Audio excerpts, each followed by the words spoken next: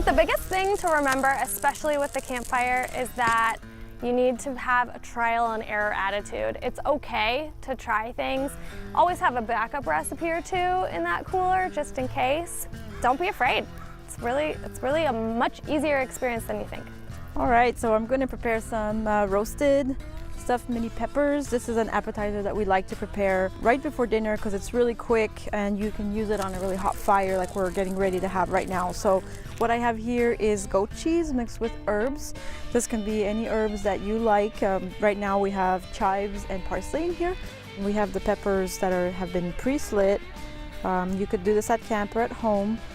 And I'm gonna go ahead and use this little Ziploc bag as a piping bag and get the cheese directly into the peppers.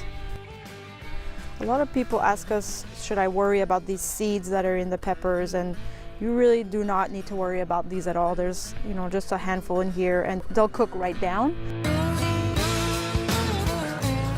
We always recommend a heat-proof glove of some sort and a pair of really long tongs. The longer the better. So that smoke is actually going to contribute to some of the flavor. That's the beauty of cooking on the campfire.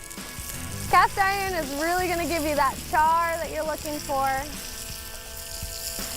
Right now it's molten lava, or I would taste one immediately. I know. You usually have to hold people off like, just wait a second, you're going to burn your tongue. But it's nice that you can just scrape off anything in the bottom really easily because you're going to have to make more. So baked brie, very easy, quick appetizer. That works really well, again, in cast iron. So I'm just gonna grab my wheel of brie and I'm gonna stick it right in the middle here. This is a good one to serve alongside a cocktail to keep everyone excited and happy about whatever else is going on. Where's my cocktail? I know, I should have brought you one. So it's been going for about 5 minutes and it's starting to get real liquidy on the bottom half here, so I'm gonna flip it over. Okay, I'm gonna take a knife and I'm gonna cut a little X in the top here. Now that we've flipped it, and yes, you can see the goo.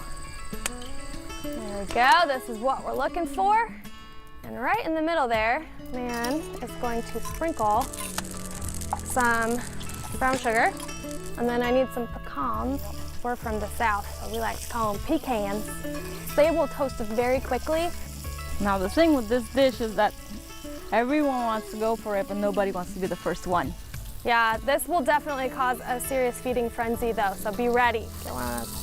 Nice, it is. If you want some, be there and be ready. Delicious. Keep it simple, enjoy the view, and make a dish that you know you love and that you know by heart. Cheers. Cheers.